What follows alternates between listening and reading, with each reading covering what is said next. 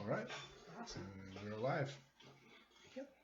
No, not right now. Wait, give it a minute to everyone to catch up. In the class.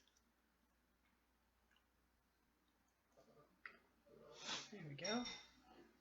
How's everybody doing today? Not sure who will be with us today, and that is okay. We're both a little tired today. Yeah. So. Both a little off. But. Yeah, but that's okay. We're excited to be with you. We're excited to do this, and we're just gonna kind of talk through. We don't have a major. We were just talking about this. We don't have a major like plan and agenda for today. There we go. In regards to content, we've got some trivia, and then we've got a few things we can talk about. But we're all martial artists, and so we can talk about karate for a long time. Yeah. Just rambling. But yeah, before we get started, I'm gonna be right back. I'm sorry. I'm gonna let Sensei Gabe start this out. I'll be right there. Okay. No Sorry. worries. Hi, Chris.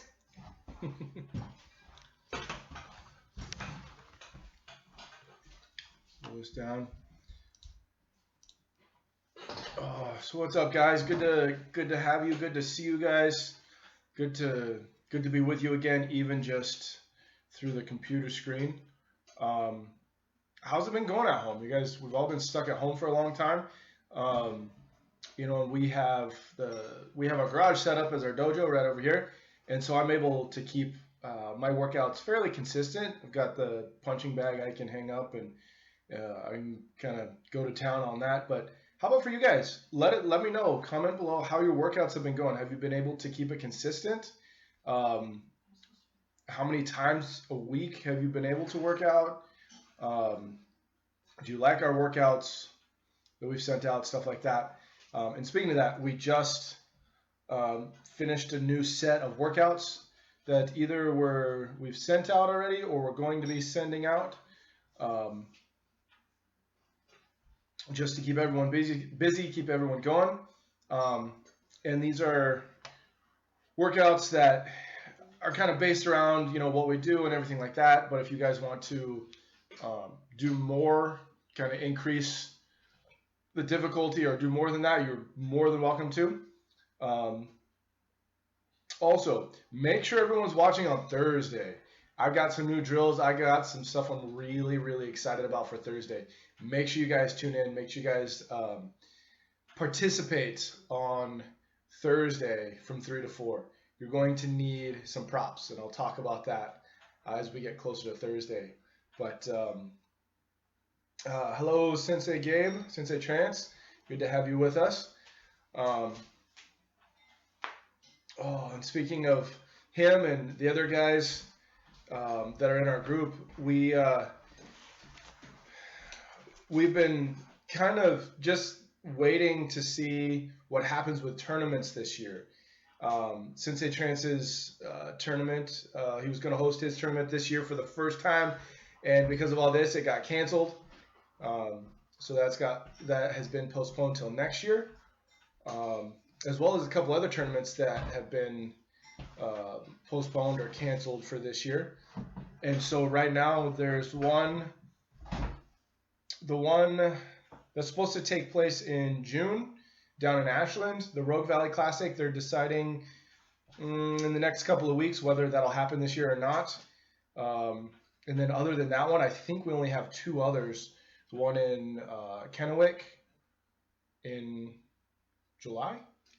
There's one in August that's still on the schedule.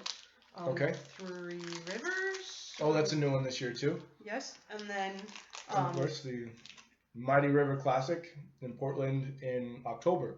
So the City of Destiny in September. So, anyways, yeah.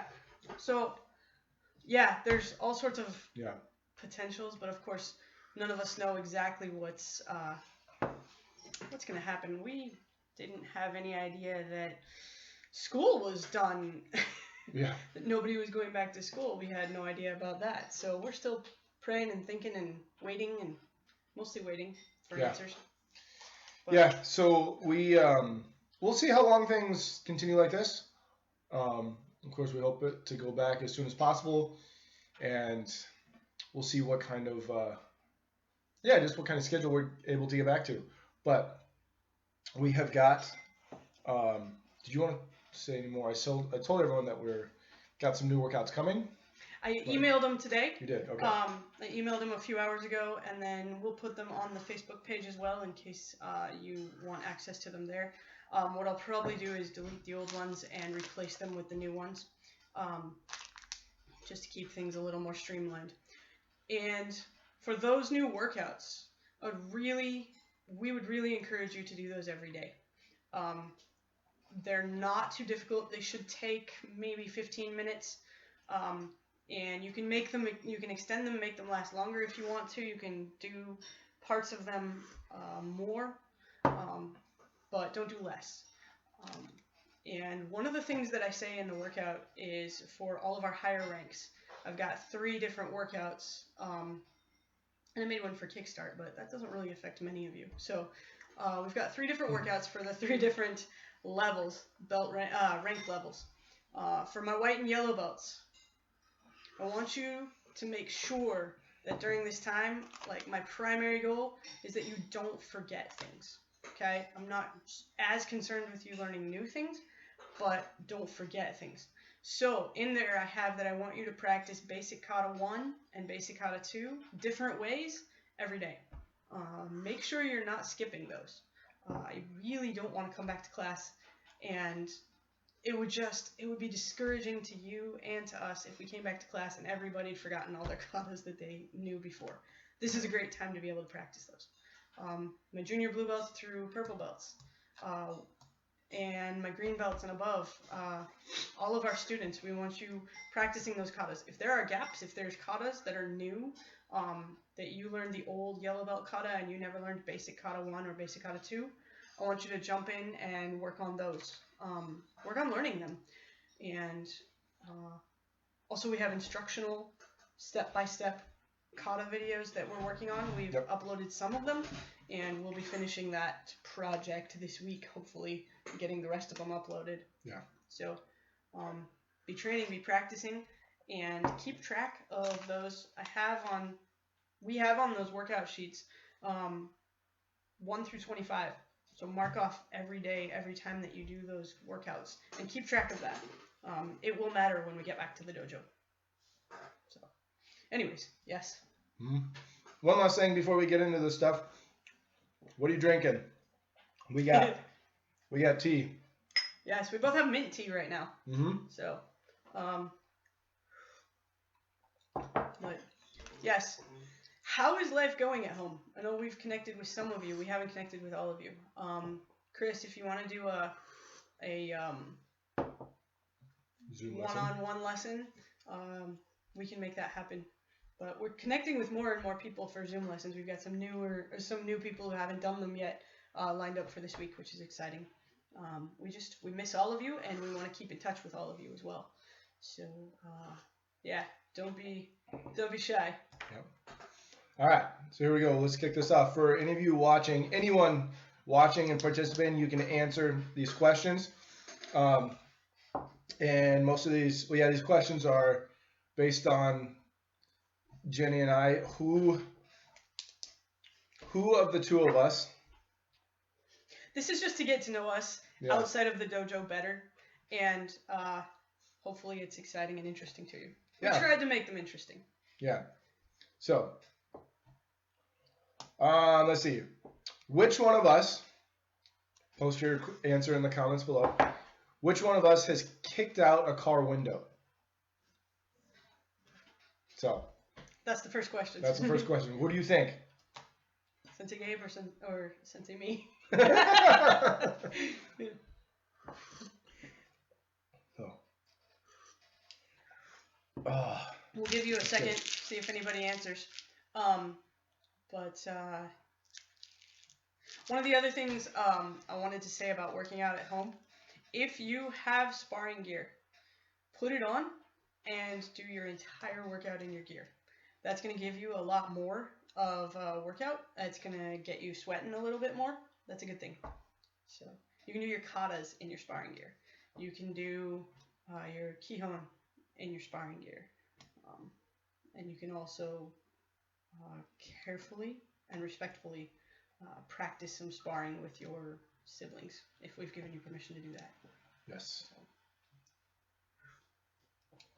Anyways, I don't know how many people are watching right now. I know a lot of people watch this chat class on YouTube later. Okay.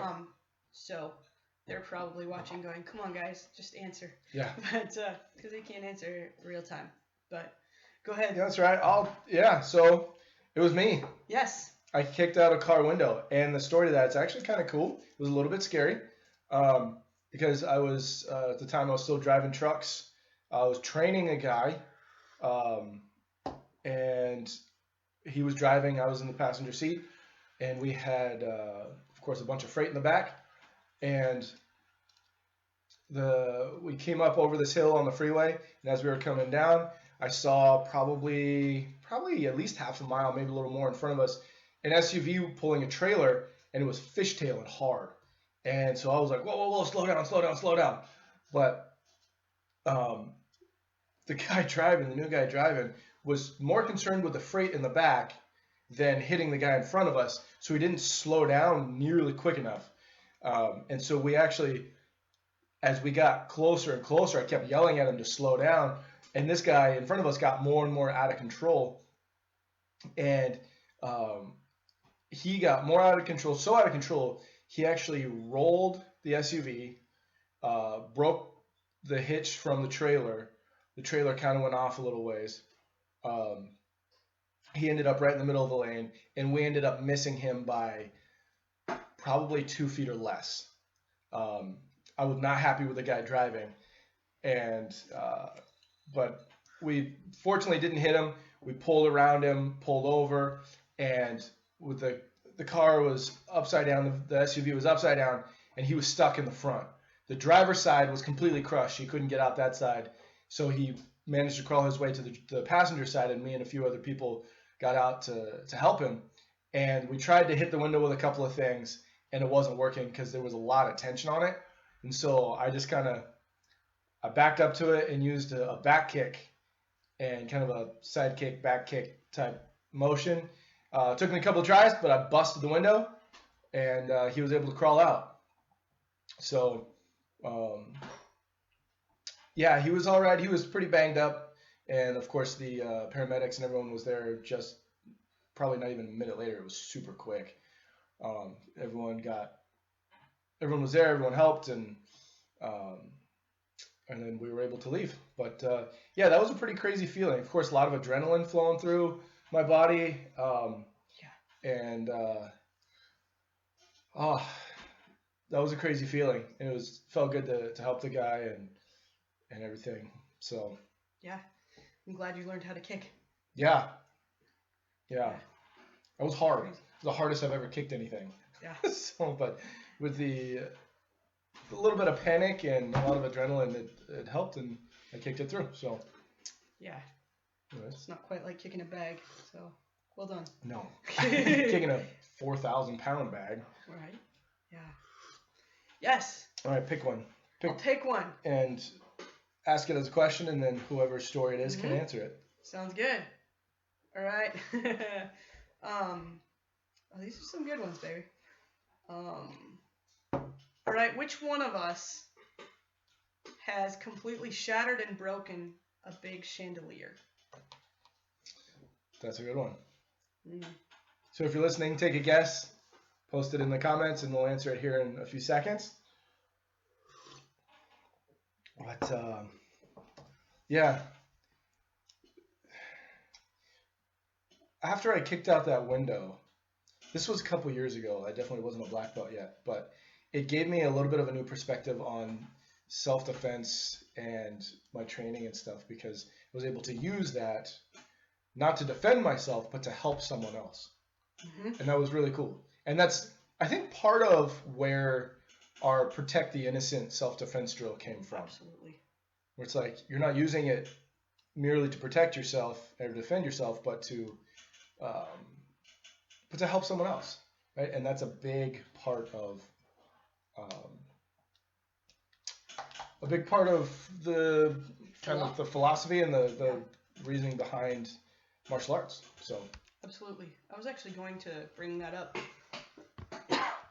Pardon me, I swallowed weird. I'm sitting here fighting it. But protect the innocent, defend the innocent. That's a big part of our perspective in regards to our self-defense program, our self-defense aspect of our program. Defend the innocent is way more important than proving that you can take care of yourself. Right. And some of the drills we do, I know, have been challenging, have been hard, and kind of crazy, especially when I was the victim. But it's been very good, and we're really proud of all of you guys and watching you guys grow through that training too. Yeah. So there's so many reasons I'm excited to get back into the dojo, and self-defense practice is definitely one of the top ones for me. Yeah. So yeah. Okay, so who broke a chandelier? I did. Yeah. I've broken a lot of things, but I have never broken a chandelier. I've hit a chandelier, never broken one. It was one of those big old beautiful, like really old beautiful glass crystal. I don't know what it was made of, but it was a lot of pieces, chandeliers, and it was in a 115-ish year old building. It was about, man, those ceilings were high. How high would you say those ceilings were? They were like 20 feet at least. Oh, I don't remember specifically. They were really high. I think I know for a fact that the windows in that building were 12 feet, and the windows definitely didn't go from the floor to the ceiling, and so it was probably 20 feet, and maybe 18, 20 feet. Anyways, they make rules for a reason, and when you break them, things get broken. And so, there was a rule. It was an orphanage, and a lot of you know that I was a missionary. I was a volunteer in an orphanage for a few years. And it was a rainy, cold, nasty day, playing with a bunch of the kids. And we started kicking a soccer ball around inside, which we weren't supposed to do. And, I kicked it, and it flew up, hit the chandelier. We all kind of froze. And then after a minute, we thought it was fine. We just about went back to playing, and the whole thing just crashed down. I'm amazed nobody got hurt. But, yeah, it was an expensive... That was expensive. The sweet thing about that was I had this whole crew of little kids saying, "It's okay, we don't want you to be in trouble. We'll just say we did it." And I was like, "No, I don't want you to be in trouble. I did it, and I'm the only one with enough money to pay for it." So, anyways, the director was not happy with me that day. Yeah. So, anyway. An expense on the books for him, huh? Yeah. Yeah. But anyways, I had all sorts of adventures in Russia. The funny thing was... Let me ask the next question. Yes. Do that, and then we'll do that. Okay. Which one of us has ridden on a camel? Good. That's a good one. All right, so living in Russia was crazy. I was just reading some of my journaling from that last night, which triggered so many memories. It was crazy. But living in Russia was crazy because I was in my early 20s, and the kids and the adults in the orphanage could never quite figure out if my friend and I were grown-ups or kids. And so there were a lot of hilarious things that happened because of that. The grown-ups tended to treat us like kids. The kids tended to not be sure whether they were supposed to treat us like grown-ups or kids. And we played a lot with the kids. We lived in the dormitory with them. And so when I broke things, they all thought I was going to be in really big trouble, just like they would be. And when we got into scripts and craziness, they were never quite sure how it was going to turn out. So yeah, it was fun though. But you never got beat. Nope. No, I got yelled at and scolded, and yes. So which one of us has ridden on a camel? Both of us. Together. We actually did it together. Yeah. Yes. And we did that in Israel. It was kind of cool because we during one of our trips. Do you remember which trip it was? Mm-hmm. The Negev, right? A trip to the Negev. Oh, I thought it was to the Shvela. I thought it was near. I think you're right. Because it was near the ascent of Adumim. You're right. Yeah. It was before. You're right. It was before the trips in the Negev because who was it that wanted to buy the burro or the donkey? Blaze. Yes. One of our friends wanted to buy the donkey. Yes. Yeah. That's hilarious. What I remember from that day. Yes. So it was in Israel. A lot of people had camels. That was one of the modes of transportation there, and also one of the attractions. And this guy had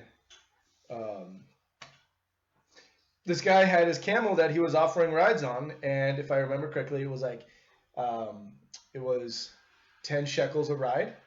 That sounds about right. Which at the time, I don't know what it is now, but at the time it was about 4 shekels to the dollar, a little less. Yeah. So a shekel was worth somewhere around 30 cents. And so, what's that math real quick? That's what, $3 a ride, something like that. $3 or thereabouts is what sticks in my head. Yeah. Yeah. And to get 2 people up there together was 15 shekels. So you cut the price for one person in half. And so we went together. There was one other dating couple that went together. And then I think a couple of friends that went together. But just about everyone in our group went. That guy made a bunch of money that day. Yeah. But that was really fun. And if you've never been on a camel, the thing about actually riding it is not a big deal. But if you want to watch something really funny, go look up videos of people riding camels. And the funniest part is when the camel stands up or sits down. Because you don't get on a camel like a horse. They have to be sitting down. You hop on. They have most times they're going to have a saddle and a horn or something for you to hold on to.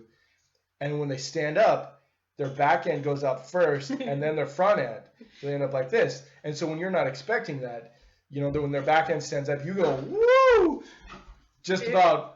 Yeah. It was really pretty crazy. And it's not the most comfortable ride. No.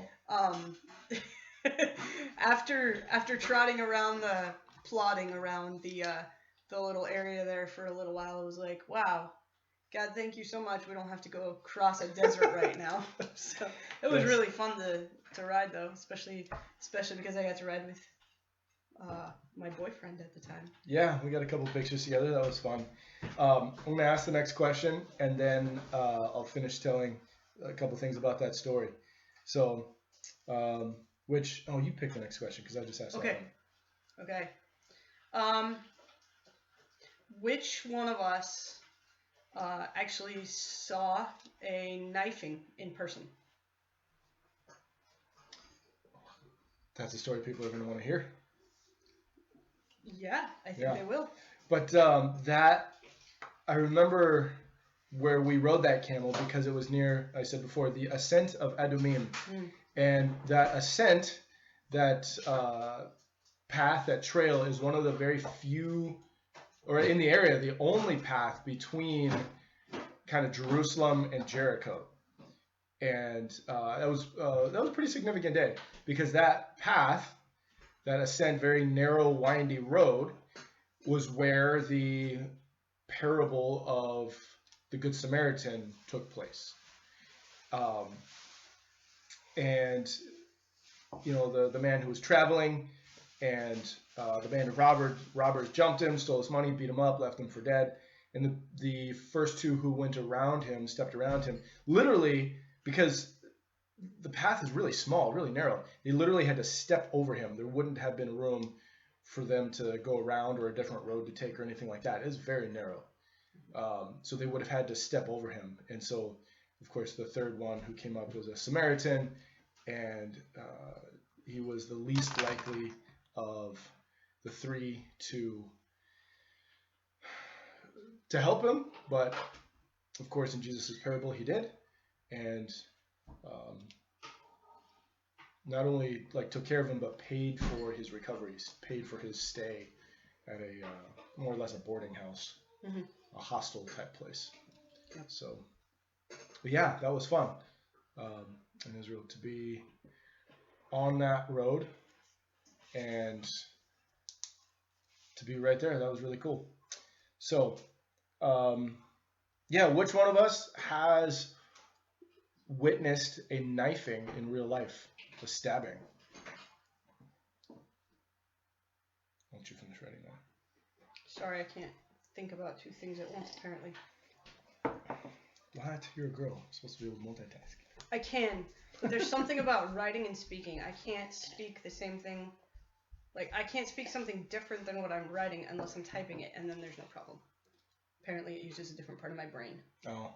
I don't know. Okay. I've not thought that much about what I can multitask about. I only know that because in Russia, I would get in trouble because... Well, So, Russian culture is amazing, but it's so different than American culture. This is a sidetrack. This is totally rabbit trail, but I'll come right back. You're always in trouble for something. And when you realize that they don't really mean it against you in the sense that they're, like, actually angry at you, it's actually kind of endearing in a way. But anyway, so I got in trouble a lot for typing on my computer in English and still holding a conversation in Russian with somebody in the room, because then the director of the orphanage, he was basically our Russian dad. He and his family sort of adopted us when we were there, and he used to be like, "What are you doing? What are you doing? You're gonna mess up your brain. You're not even gonna have a brain to use in a few years. Like, you need to stop. You need to do one language and one thing at a time." And so, anyway, yeah. So I got into it. Anyways, which one of us witnessed a knifing? That was me. I witnessed a knifing. It was scary and crazy. Hold on, buddy. Okay. It was scary and crazy. I was actually in Tanzania, Africa, East Africa.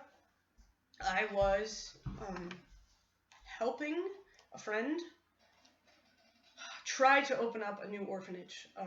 So, in 10 seconds or less, the story is that in Zambia there had been so much, there had just been so much devastation that they were literally like letting people come in and just scoop kids up off the streets and take them and build new orphanages.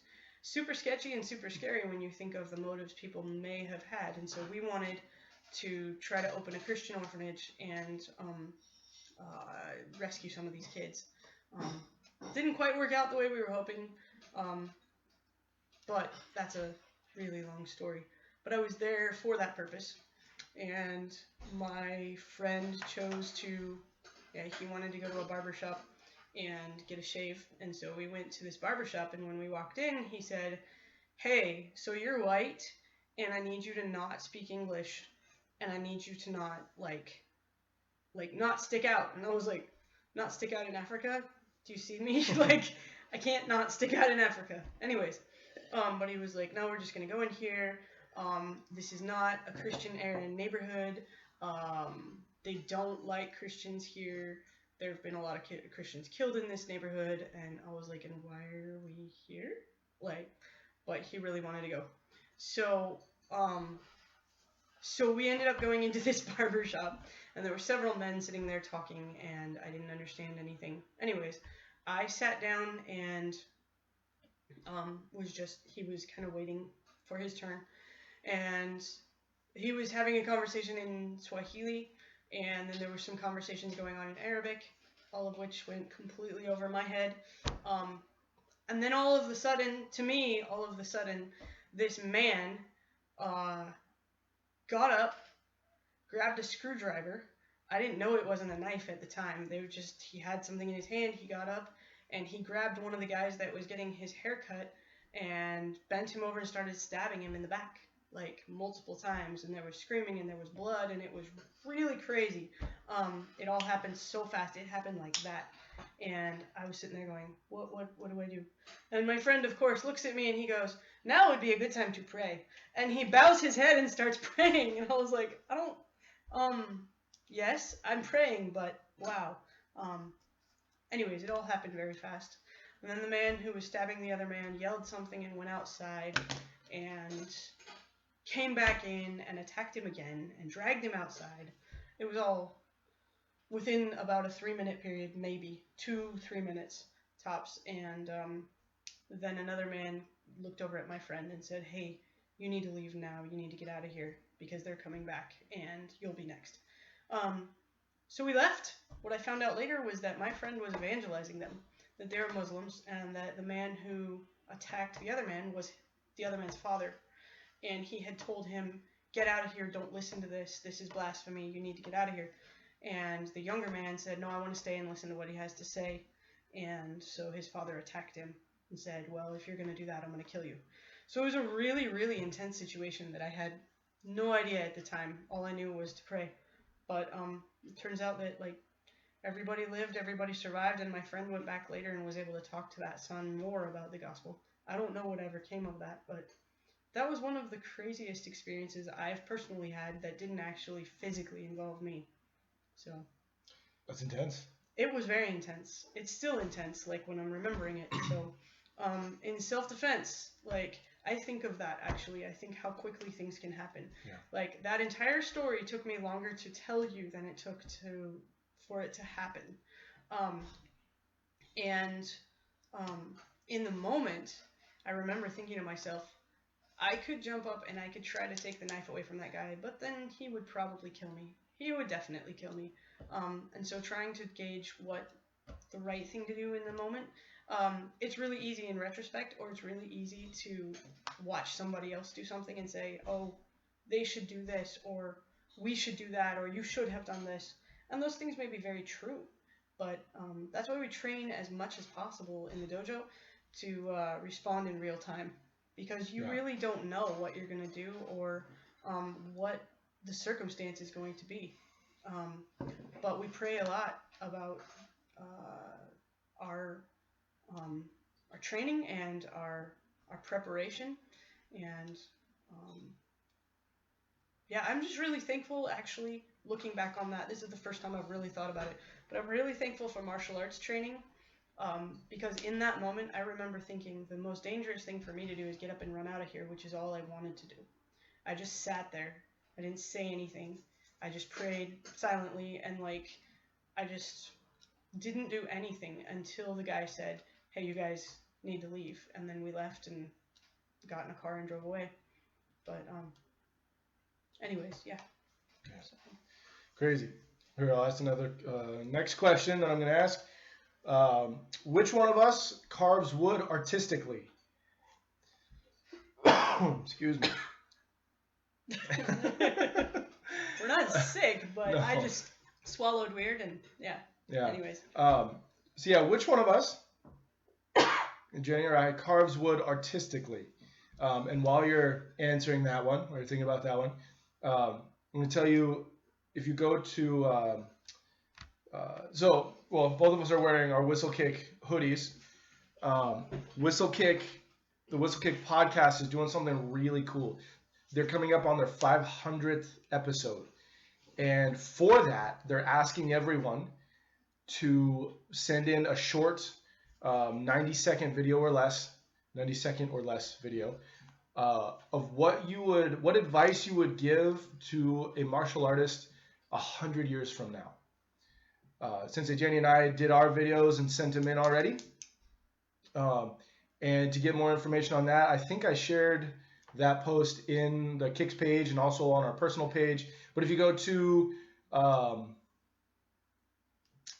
imagine to be on both, either whistlekickmartialartsradio.com or whistlekick.com, the information will be there. Or the Whistlekick Martial Arts Facebook page, the information is definitely there on what to do and how to do it. So I encourage all of you guys to do that, because that'd be super cool. And all of that will be put together for that episode. It'll be published, and then it'll be put in a time capsule and buried. So I didn't know that part. Yeah. That's cool. Yeah, it's gonna be put in a time capsule, and someone 100 years from now is gonna look at it. So that's pretty cool. I'm excited about that. Yeah. So if they have the archaic technology to see it. Yeah, right. By then, it better be printed. Yeah, by then the technology is going to be so far advanced that they may not be able to play the media that we recorded on. That's a good point. Yep. That's a good point. So, okay, which one of us carves wood artistically? Not me. Again, another cool thing I learned in Russia. I learned how to do geometric wood carving and some relief carving as well, although I apparently was no good at that. And so did a lot of geometric carving. It's really fun. And I don't do it right now because I have a lot of other things going on in life, but I'm excited to teach my kids. And dude, if any of you students ever want to learn how to carve wood, we could potentially pull out knives and carve together. So that'd be fun. But anyways, let me ask one more question, and then I gotta answer a question from one of our littlest students. Ben, say hi. Can you wave? Or blow a kiss? Or bow? Or something? Okay, let me ask the next question. Which of us likes to get dressed up? Likes to get all dressed up and wear fancy clothes and enjoys that? One of us does and one of us doesn't. Yep. So, if you're listening or watching now live, drop your answer, drop your guess in the comments as to who you think likes to get dressed up and who doesn't. So, most of the time in class we're both just in our gi, so you wouldn't really know. But yeah. Sorry, not sorry, but he's pretty adorable. And you know what? As we're doing these questions, I know they're just kind of silly, just getting to know us. And that's simply because we don't want to just ramble on and on and on and on unnecessarily. And also, we keep thinking about what do we not have time to talk about in the dojo. We love you guys, and we want to get to know you guys better. But we also want you to be able to get to know us better. And when we're teaching, we have the drive and the pressure, I guess. It's not a bad pressure at all, but the pressure to make sure that we are focused on our curriculum as much as possible. So, yeah. Anyways, one of the other things we want to talk about as we go through this random trivia is why we chose the verses that we did to have you memorize. We got a lot of you, no matter what rank you're at, you are working on scripture memory. And at second degree purple belt, we ask you in your own words to explain to us why you think we chose the verses we did. It's not really a right or wrong answer necessarily. We just want to make sure that none of our students are just memorizing words just to memorize words. We want that to be in your heart. We want you to meditate on it. And to meditate on scripture is literally to go over it and over it and over it and really, excuse you, bless you. Sorry. Yeah, and really have the Lord, the Holy Spirit really working in your heart through His Word. And so we try to be as intentional as possible with choosing verses. Yeah. So, anyways, we'll answer this next question, and then maybe we'll talk through one of the verses. Does that sound good? Yeah, sounds good. All right. So, which one of us likes to get all dressed up? Me. I've always liked to look good. I've always liked to look good. I've always liked to dress up. Even when I was a kid, going to church, I'd wear, slacks, dress shirt, a tie. I had a coat. I had a kid's dress coat for a long time. And when I was real little, I did the clip-on ties. And when I was old enough, I don't remember how old I was, but I learned how to tie my own tie, a real tie. And my dad taught me, and I still enjoy that very much. I don't do it often, but I enjoy dressing up. I enjoy looking good. And part of that is putting on my gi. I enjoy putting on my full gi. That's why even when it's hot in the summer, I will wear my full gi. I don't like working out in just a t-shirt because I don't feel like I'm in full uniform. And that's come from growing up playing sports too. I played sports since I was young enough to play sports, or old enough to play sports. But whatever sport I played, I always had the full uniform. And especially I played 3 years of football in high school. There was a lot of uniform to put on with football. Take some doing to get everything on.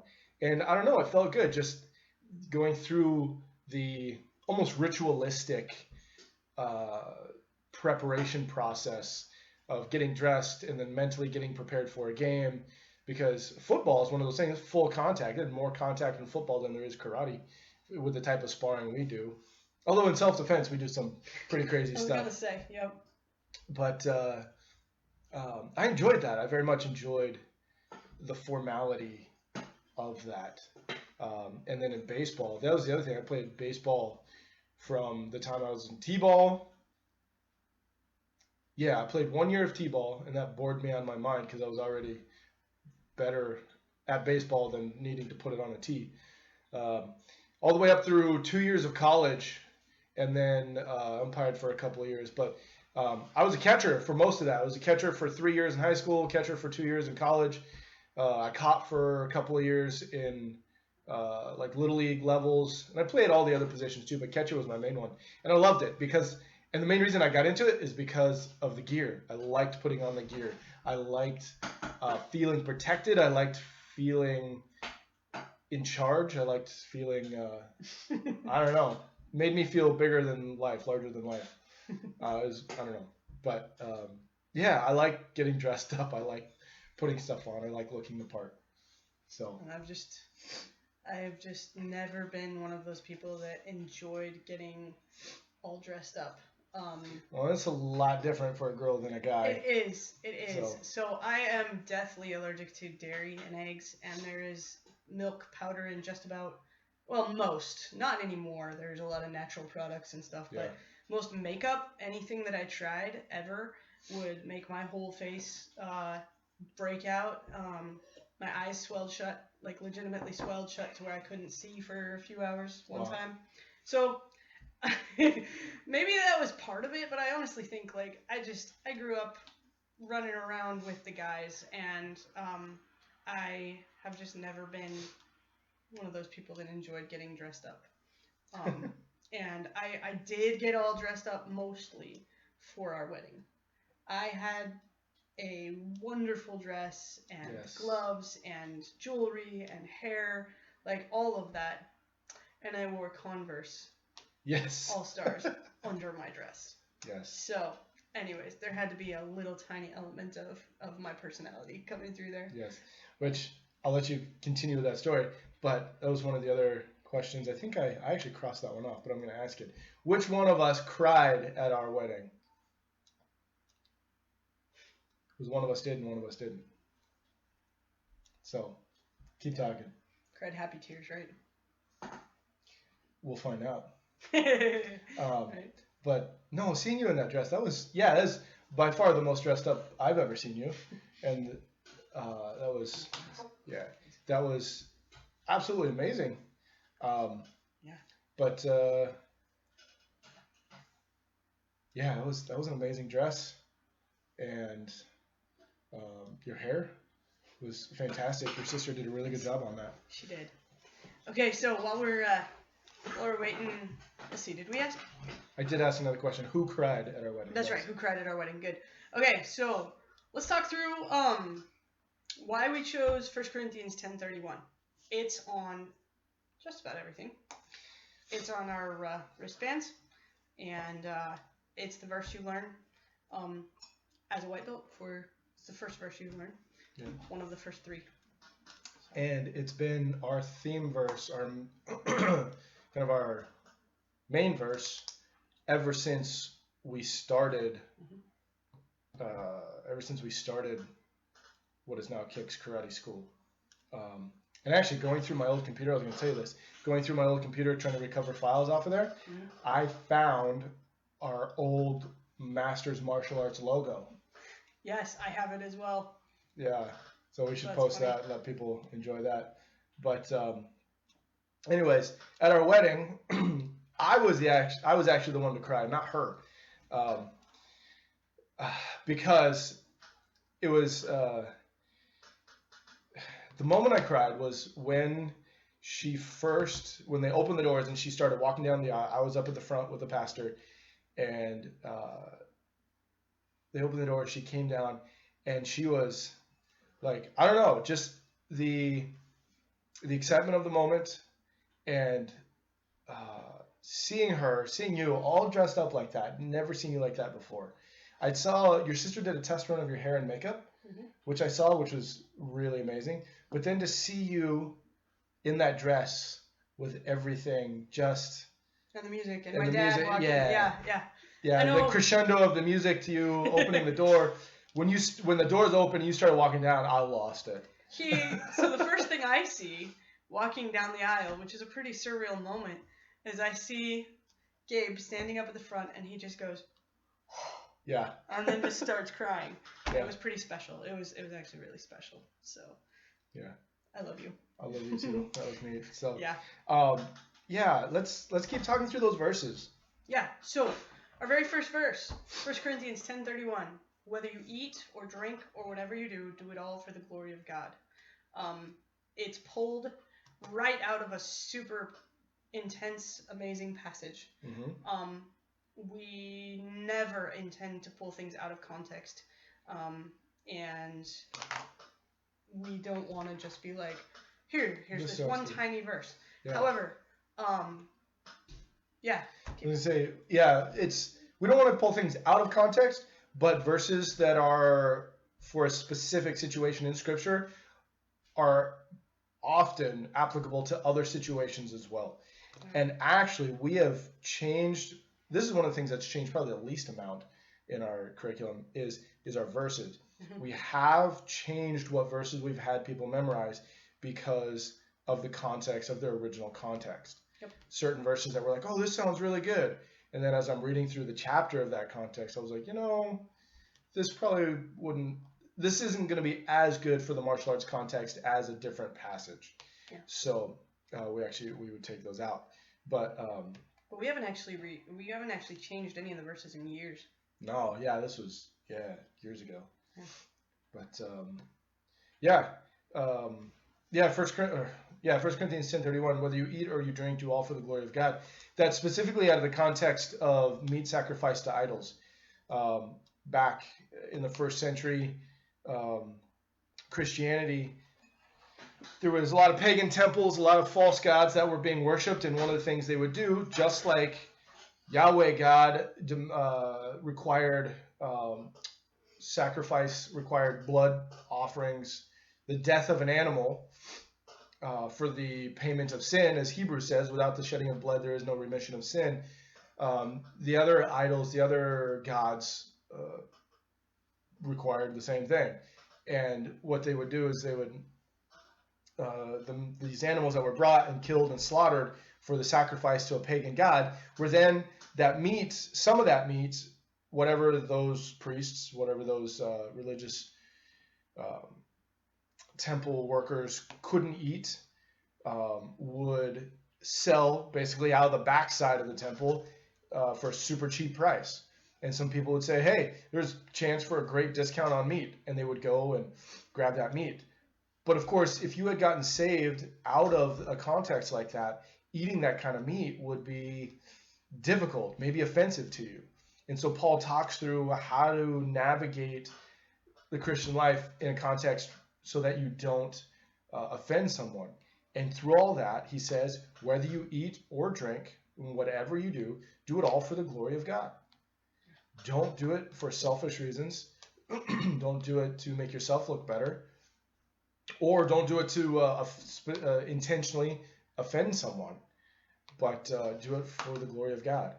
And so we use that because that in the word whatever you do or everything you do, martial arts is included in that. Yeah. So we do all of that. So we do even the martial arts for the glory of God. Because, and one other thing, when we have you learn these verses, Jenny mentioned meditate. We want you to meditate on these words. And in the martial arts context, when you hear the word meditate, oftentimes what comes up is this picture of someone sitting in a particular position, or maybe holding their fingers like this or whatever, and with their eyes closed and maybe making noises or not or whatever. And oftentimes you're taught to clear your mind so that you can connect. In the Eastern Taoist form of meditation, which is what a lot of martial arts schools practice, is that you clear your mind, you empty your mind so that you can connect your spiritual energy or your chi to the spiritual energy around you, or the universe's universal spiritual energy, something like that. But the biblical definition of meditate, and it's in Scripture, when Scripture says meditate on this word, meditate on my law, meditate means to chew the cud. It means to bring it up over and over and over and over again. So when we say we want you to meditate on these scriptures, on these passages, that means we want you to think about these passages over and over and over and over again. Keep it in your mind. Chew it spiritually. Get as much spiritual nutrition out of these verses as possible. Think about them, and think about it over and over and over and over again.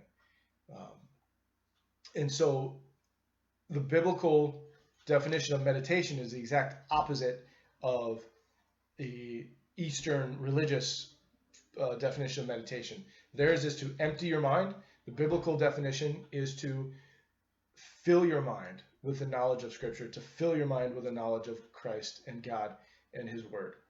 So that's how we meditate, although I don't preach in class, but we do talk about Scriptures. But that's what we want you to do. Yeah. So. And as you meditate on these Scriptures, as you have them in your mind, as you think about what they mean, when we bring things up in class, there have been times we've had situations come up with attitudes, with actions, with all sorts of things, and one of our goals is not just to tell you have to do this because we said so, or we're the boss, we run this place, you have to do it our way.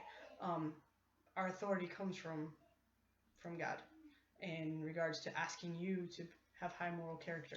Yes. And so when we say, hey, you have to have a good attitude, you have to always encourage the other person, you can't stomp off and have a rotten attitude because you thought you got that point and you didn't, or whatever the case may be. We're not just asking you to do that because it makes our lives easier. We're asking you to do that because that's what God requires of us. Yep. So anyways. And you're paying us to teach you martial arts. So there is that aspect. Part of our curriculum. Yeah. Because we, in wanting to obey 1 Corinthians 10:31, we want you to obey 1 Corinthians 10:31. Yeah. And if we can help you to work that out in karate class, where conflict will come up and frustration will come up, all sorts of things will come up, our prayer is that will help you in other aspects of your life as well. So, yeah. So that's our very first verse. It's short. It's simple to remember. And we really wanted to choose that for that purpose too. Yeah. So awesome, guys. Well, looks like we can wrap up early if we want to, a little bit. Yeah. Or unless you wanted to go through one of the other questions. No, that's great. We actually time is running out. Yeah. Hope this was fun and helpful, maybe even encouraging. Yeah, we can talk through more verses. That was good. We can talk through more verses next time. I think that might even be beneficial. One of the things that we one of the other things that I was gonna say, just kind of in closing, is I posted on the Facebook page today, and I will email about it as well. Kind of a poll asking you guys a few different options for Zoom, just some ideas. We're just we want to make sure that we're staying connected. And I know that the dojo is a really, really unique and special place that a lot of people have had a great time connecting with other students, not just with us. Yeah.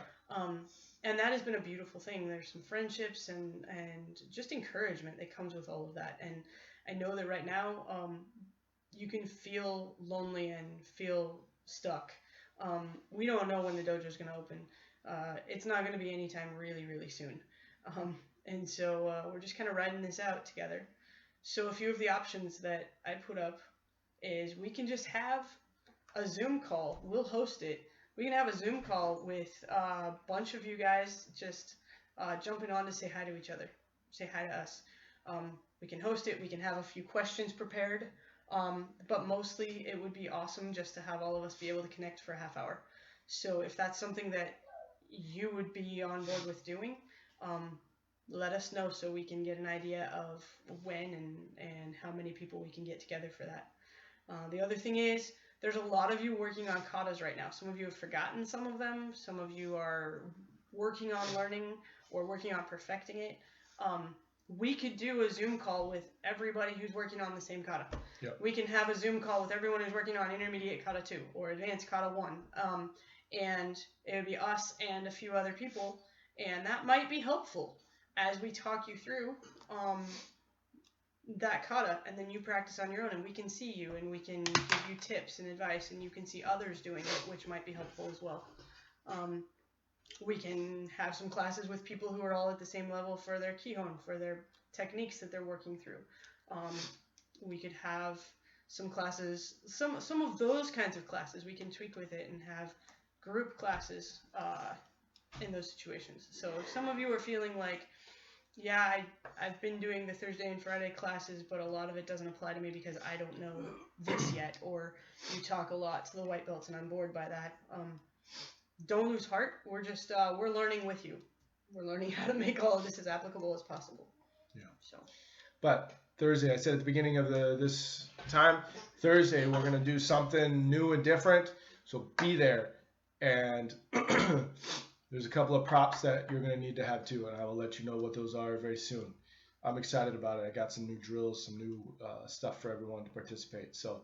Love you guys. We miss you. Hopefully hopefully we can get back to training together soon, and we're gonna keep working on all these different videos we got to get uploaded too. So, yes. Anyways, we love you guys. We're praying for you. Connect with us. Shoot us an email, text, private message, anything. Yeah, we will see you guys Thursday. Yes. Take care, guys. All right. Bye.